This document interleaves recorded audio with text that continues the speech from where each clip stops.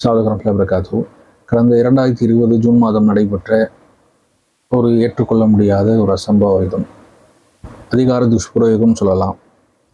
பென்னெக்ஸ் ஜெயராஜ் அவர்களுடைய சாத்தான்குளம் வழக்கு. காவல்துறையை அவருடைய அதிகாரத்தை துஷ்பிரயோகம் செய்து கஸ்டடியில் வைத்து கடுமையாக அவர்களை அடித்து கொலை செய்த வழக்கு. இப்போ இதில் குறிப்பாக சம்பந்தப்பட்டவர்கள் செய்த குற்றம் என்பது அவ்வளோ பெரிய பாரதூரமானது கிடையாது, அது மக்களுக்கு தெரியும். அப்போ இது முழுக்க முழுக்க அதிகாரத்தை பயன்படுத்த வேண்டும், யார் மீது? வெளியூரின் மீது, குற்றவாளிகள் மீது பயன்படுத்துவதை விட அவர்கள் மீது கூட பயன்படுத்துவதற்கு ஒரு சட்டம் வரைமுறை இருக்கிறது. இப்போ இவங்க ஒரு அப்பாவி மக்களை அழைத்து போய் இவ்வளோ பெரிய அதிகார துஷ்பிரயோகம் செஞ்சிருக்கிறாங்க. அது விசாரணையில் இன்னைக்கு வெளியே வந்திருக்குது. நீதிபதி முத்துக்குமரன் அவர்கள் மிகச்சிறந்த சரியான ஒரு தீர்ப்பை, வரவேற்கத்தக்க வரலாறு காணாத ஒரு தீர்ப்பை தந்திருக்கிறாங்க. இதனுடைய நோக்கம் என்னன்னா, அதிகாரத்தை யாரெல்லாம் துஷ்பிரயோகம் செய்கிறார்களோ அவர்கள் தண்டிக்கப்பட வேண்டும், அதில் மாற்று கருத்து கிடையாது.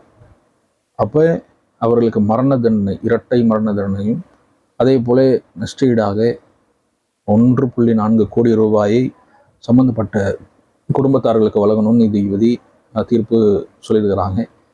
மகத்தான ஒரு தீர்ப்பை கொடுத்துருக்கிறாங்க. தீர்ப்பை நாங்கள் வரவேற்கிறோம். முத்துக்குமரன் நீதிபதி அவர்களுக்கு நன்றி, மனமார்ந்த நன்றி. அதிகார துஷ்பிரயோகம் என்பது இன்றைக்கு சர்வசாதாரணமாக நடைபெறக்கூடாது, நடைபெற்று கொண்டிருக்கிறது, வருத்தத்தக்க செய்தி. அப்போ இந்த அடிப்படையை அரசாங்கம் துல்லியமாக கவனிக்கணும். ஒரு காலம் இதில் அலட்சியம் வேண்டாம். அதே போல் அன்றைக்கு முதலமைச்சராக இருந்த எடப்பாடி அவர்கள் அது மூச்சுத்திணறலாக இறந்துட்டாங்க என்ற செய்தி பதிவு செஞ்சிருக்கிறாங்க. கண்டிப்பாக அவர் மனம் வருந்த வேண்டும். மக்களுக்கு மத்தியில் அவர் செய்தது தவறு என்று சொல்லி அதற்கு தக்க தண்டனைகளை பெறணும். இல்லை என்று சொன்னால் வரக்கூடிய சட்டமன்ற தேர்தலில் மக்கள் ஒரு சரியான பதிலடியை இந்த தேர்தல் மூலமாக அவர்களுக்கு வழங்க வேண்டும். இது நம்முடைய கோரிக்கையாக இருக்கிறது. அதே போல் ஆளக்கூடிய ஆட்சி ஸ்டாலின் அவர்கள் கூட காவல்துறை சட்டம் ஒழுங்கு தன்னுடைய கட்டுப்பாட்டின் கீழ் இருக்குது அப்படின்னு சொல்கிறீங்க. கண்டிப்பாக அதிகார துஷ்பிரயோகம் எங்கெல்லாம் நடைபெறுதோ உடனே அரசாங்கத்துக்குடைய கவனத்திற்கு கொண்டு செல்வதற்கான ஒரு டோல் ஃப்ரீ நம்பராவது நீங்கள் என்ன செய்யணும், கண்டிப்பாக வெளியிடணும். அப்படி இருந்திருந்தால் அது இன்ஷால்லா அதை கமெண்டில் கூட பதிவு செய்யுங்க.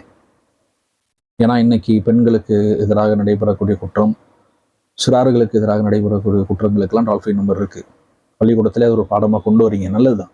ஆனால் அதே போல் அதிகார துஷ்பிரயோகம் நடைபெறக்கூடிய இந்த விஷயங்களை உடனடியாக அரசாங்க கவனத்துக்கு கொண்டு வருவதற்கு ரொம்ப எளிமையான ஒரு வழிமுறையை அரசாங்கம் வெளியிடணும். இதை அரசாங்கத்துக்கு ஒரு கோரிக்கையாக வச்சுக்கிறோம். அதே போல் ஒரு ஏற்றுக்கொள்ள முடியாத ஒரு சம்பவத்தை சாட்சியாக சொன்ன ரேவதி, கான்ஸ்டபிள் ரேவதி அவர்கள் கண்டிப்பாக அவருடைய பணிகளை மிக சிறந்த முறையில் செஞ்சுருக்கிறாங்க. அவர்களுக்கும் மனமார்ந்த நன்றி. அதே போல் டாக்டர் வெங்கடேஷ் அவர்கள், அவங்க சிறைச்சாலையில் இந்த அளவுக்கு காயப்பட்டிருக்கிறாங்க என்ற செய்தியை ப்ரிஸ்கிரிப்ஷன் அவங்க எழுதாவிட்டால், அவங்க ரெக்கார்டாக எழுதாவிட்டால் ஒரு காலம் இந்த விசாரணை வேறு ஒரு கோணத்துக்கு போயிருக்காது. அதை அப்படியே மூடி மறைச்சிருப்பாங்க. அப்படி அதிகாரத்தை சரியான முறையில் பயன்படுத்தி அதை மக்களுக்கு மத்தியில் கொண்டு போய் சேர்க்கக்கூடிய பணிகளையும் சிறப்பான முறையில் செஞ்ச அதிகாரிகள் இருக்க தான் செய்கிறாங்க.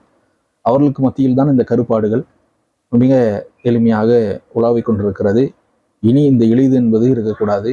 கடுமையாக தண்டிக்கப்படுவார்கள் என்ற செய்தி இன்றைக்கு அந்த அதிகாரத்தை துஷ்பிரயோகம் செய்யக்கூடிய மக்களுடைய உள்ளத்தில் இது வந்திருக்குன்ற ஒரு நம்பிக்கையோடு இனி ஒரு காலம் இப்படிப்பட்ட ஒரு சம்பவம் நடைபெறாமல் இருக்கணும்.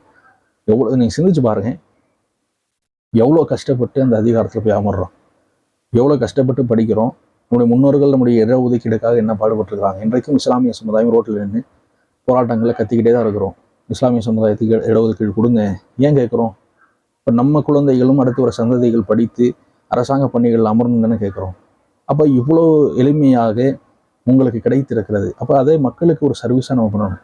மக்களிடத்திலிருந்து ஒரு வரிப்பணத்தை சம்பளமாக பெற்றுக்கொண்டு நாம் அவருடைய கடமையை சரியான முறையில் சர்வீஸ் பண்ண முடியலன்னா அப்போ ஏன் நம்ம இருக்கணும்? சிந்திச்சு பாருங்கள். அதனால் நமக்கு வழங்கப்பட்ட கடமையை சீரும் சிறப்புமாக செய்யக்கூடிய ஒரு நல்ல வாய்ப்பை அரசாங்கம் நமக்கு தந்தால் அதை கண்டிப்பாக நம்ம நிறைவேற்றணும். ஆக அப்படிப்பட்ட ஒரு மக்களாக இனி வரக்கூடிய எதிர்காலங்களில் இருப்போம். ஒரு காலம் அதிகார துஷ்பிரயோகம் என்பது வேண்டாம், கடுமையாக தண்டிக்கப்படுவோம் என்பதை இந்த நீதிபதி முத்துக்குமரன் அவர்கள் தன்னுடைய தீர்ப்புகளில் தெளிவாக பதிவு செய்திருக்கிறார்கள். நன்றி.